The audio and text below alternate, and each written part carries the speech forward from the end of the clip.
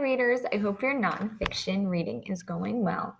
I came across a quote today, and it made me think of you guys. The quote says, "Curiosity is the key to learning." And that's why researchers are always asking questions. And when I read that quote, I instantly thought of you guys and the research you're doing in your nonfiction reading. So today I want to teach you that as researchers, we know that researchers don't just collect information. They're constantly thinking about that information. So one way that researchers think is by asking and trying to answer the all-important question of why. So let me show you what that looks like. So as you know, we've been reading about penguins. So I have my book here, The Penguins, and I'm reading the chapter that's called In the Brood.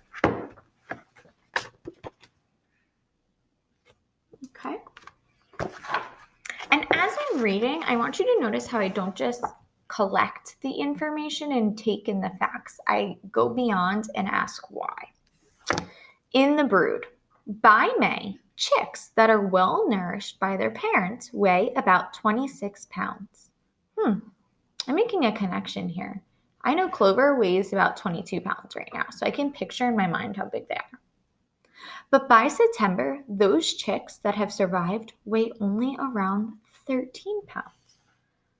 So let me think about this information. So they start off as 26 pounds because they're well nourished. But by September, a couple months later, they weigh only 13 pounds. So they actually lose weight even though more time has passed and they're getting bigger. Why could this be? Let me try and think about that.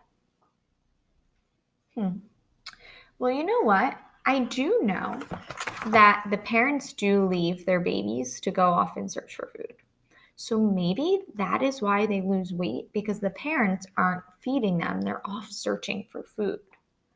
That would probably make sense. Let me read on and see if my idea is correct. But that's my theory. My theory is that they lose weight because the parents are off because they leave them looking for food. What happened? All during the winter, young penguins stay in their colony, or they gather in groups called creches. The adults leave to hunt and will not be back for 5 or 6 weeks. Left alone in this bleak and terrible place, chicks huddle together with their head tucked into their body, clinging to each other to protect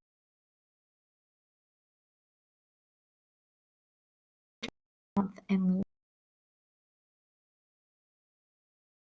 That makes sense. See, I thought about it and my theory was correct. Let's read on a little bit. Scientists are still wondering how penguins manage to survive with nothing to eat in such a cold environment. It is believed that a penguin's enormous reserve of fat helps them through this tough time. So readers, you see how as I read information, I didn't just collect the information in my mind, I thought about it, I made connections, and most importantly, I asked why. Here are some other prompts that can help you as you're reading to think beyond the information and ask why. So here are some sentence prompts to help you. So as you're reading, you want to talk and think about your text. So as you're reading, you want to say things like, I can picture how this goes, just like how I pictured how the 26-pound baby chick penguin, I compared it to the size of Clover because I know she's 22 pounds. So try and make connections. You can also think about what's weird or interesting about your text or what it makes you think of. You can also think about what you wonder or what you notice or what it reminds you of.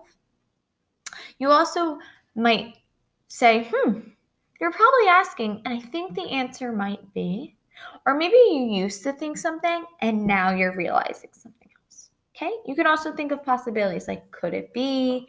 This makes me think that. So as you're thinking, really try and extend beyond the facts and ask why. And if you want to be a super fantastic researcher, not only ask why, try and come up with your own answers to the questions. All right, think about that today as you're reading. Off you go.